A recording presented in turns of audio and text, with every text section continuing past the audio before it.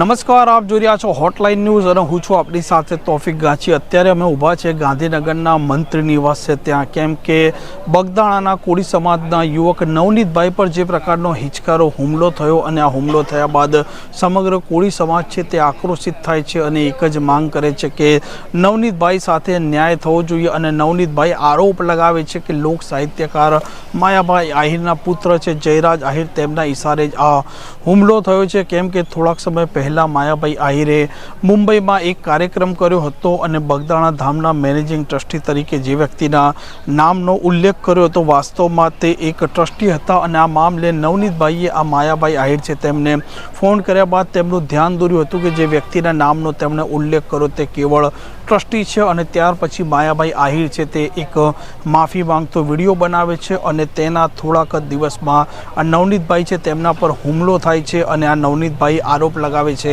માયાભાઈ આહિર છે તેમના પુત્ર જયરાજ આહિર પર, કેમ કે માયાભાઈએ વિડીયો બનાવ્યો તે તેમના પુત્રને ન ગમ્યો અને તે જ કારણસર આ જયરાજ આહિર છે તેમનો ઈગો ઘવાય છે અને તેમણે મોકલેલા માણસ છે તેઓએ તેમના પર હુમલો પણ કર્યો, તેનો વિડીયો પણ બન્યો અને વિડીયો વાયરલ થયા બાદ સમગ્ર કોળી સમાજ છે તે પોતે આક્રોશિત થાય છે। અને જે પ્રકારે નવનીતભાઈના આરોપ છે કે તેમણે આ બગદાણા પોલીસ સ્ટેશનમાં ફરિયાદ નોંધાવી, પરંતુ પોલીસે તેમની યોગ્ય રીતે ફરિયાદ પણ ન નોંધી અને ત્યાર પછી ભારતીય જનતા પાર્ટીના ધારાસભ્ય હીરાભાઈ સોલંકી આ મામલામાં એન્ટ્રી લે છે અને તે નવનીતભાઈને મળ્યા પછી આહવાન કરે છે કે નવનીતભાઈને ન્યાય પણ મળવો જોઈએ અને આવનારા દિવસોમાં કોઈ પણ કોળી સમાજના વ્યક્તિ પર કાંકડી ચાળો ન થાય તેવું તે કામ કરવાના છે। અને તેને થોડીક ક્ષણોમાં જ આ ભાવનગરમાં બગદાણામાં ફરજ બજાવનારા પોલીસ ઇન્સ્પેક્ટર ડાંગર છે તેમની બદલી પણ કરી દેવામાં આવે છે। ત્યાર પછી ભારતીય જનતા પાર્ટીના સાંસદોએ, કોંગ્રેસ સાથે સંકળાયેલા ધારાસભ્યો હોય, કોળી સમાજના આગેવાનો હોય, સૌ કોઈ લોકો આ નવનીતભાઈ છે તેમની આ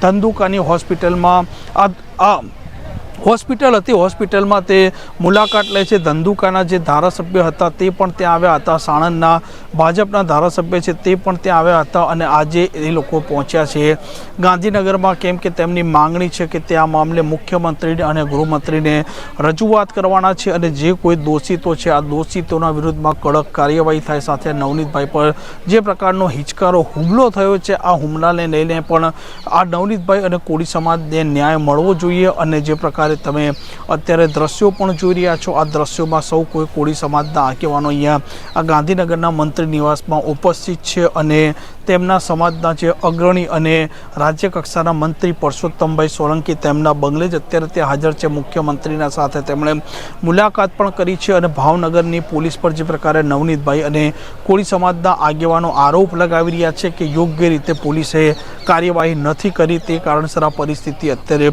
ઉત્પન્ન થઈ છે અને તેઓ પ્રતિક્રિયા પણ આપી રહ્યા છે। અને સાથે સાથે હવે જોવાનું તે પણ રહેશે કે મુખ્યમંત્રી સ્તરેથી ભાવનગર પોલીસને શું આદેશ જાય છે અને હવે તપાસ પણ કેવી રીતે થાય છે। સૌરાષ્ટ્રના 15 ધારાસભ્યશ્રીઓ, 3 સાંસદો, કેબિનેટ કક્ષાના મંત્રી શ્રી કુંવરજીભાઈ બાવળિયા, રાજેશભાઈ ચુડાસમા, કેન્દ્રીય મંત્રી નિમુબેન સહિત 15 ધારાસભ્યશ્રીઓ અને મારા મોટાભાઈ પરસોત્તમભાઈ સોલંકી સાહેબના અધ્યક્ષસ્થાને મુખ્યમંત્રી સાહેબ સાથે એક મુલાકાત કરીને એક આવેદનપત્ર અમે આપ્યું છે અને એ આવેદનપત્રમાં સ્પષ્ટપણે કહેવામાં આવ્યું છે કે જે ન્યાયની વાત છે, અમારે કોઈ સમાજ ટુ સમાજ પ્રત્યે કોઈ આ પ્રશ્ન નથી, સમાજ વર્સિસ સમાજ કોઈ છે નહીં, કોઈ રાજકીય પ્રશ્ન નથી।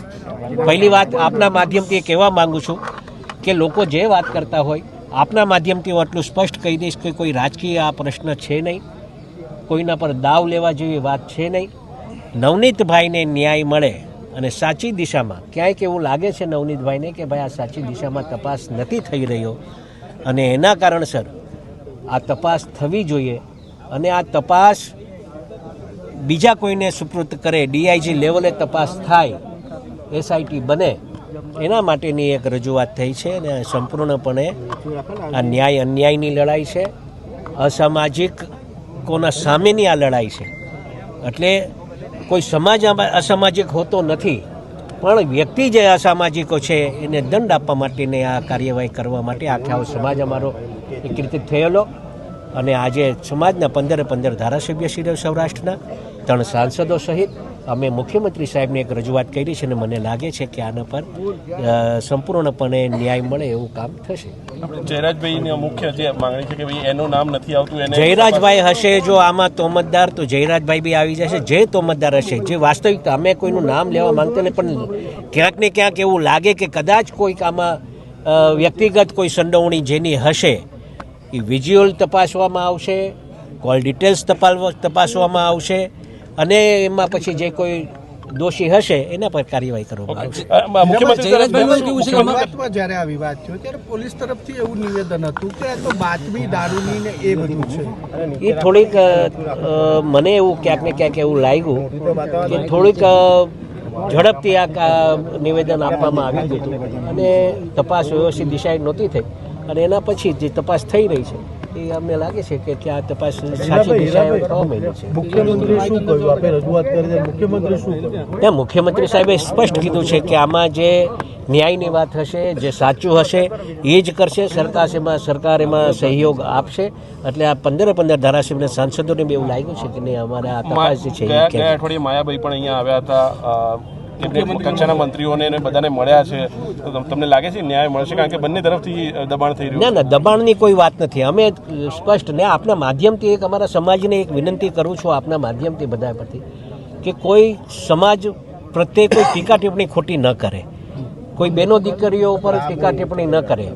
આ આપણે જે નવનીતભાઈને ન્યાય મળવા માટેની વાત છે, નવનીતભાઈને ન્યાય અપાવવા માટેની વાત છે અને સાચી દિશાએ તપાસ થઈ અને જે કોઈ આમાં દોષી થશે એને કાર્યવાહી થાય એવી માત્ર ને માત્ર અમારે આવેદનપત્ર એક આપવામાં આવ્યું. મુખ્યમંત્રીએ શું અહીંયા ધરણા આપી, તમે રજૂઆત કરી તો?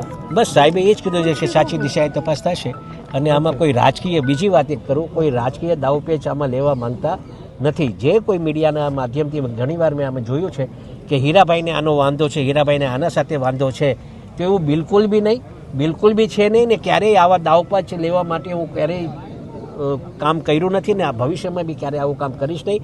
માત્ર ને માત્ર આ તો ન્યાય અને અન્યાયની લડાઈ છે અને અમે માનીએ છીએ કે જે લોકો સાથે આ બનાવ બન્યો છે એને ન્યાય મળે એ માટેની જ આ સંપૂર્ણપણે વાત છે. Thank you. આ પ્રકારના સમાચાર માટે હોટલાઇન ન્યૂઝ ડે ચેનલ સાથે જોડાયેલા રહો. ચેનલને લાઇક, શેર અને સબસ્ક્રાઇબ કરવાનું ભૂલતા નહીં. નમસ્કાર. આવા પ્રકારના વિડીયો તમને જોવા ગમતા હોય તો હોટલાઇન ન્યૂઝ ચેનલને લાઇક, શેર અને સબસ્ક્રાઇબ કરો.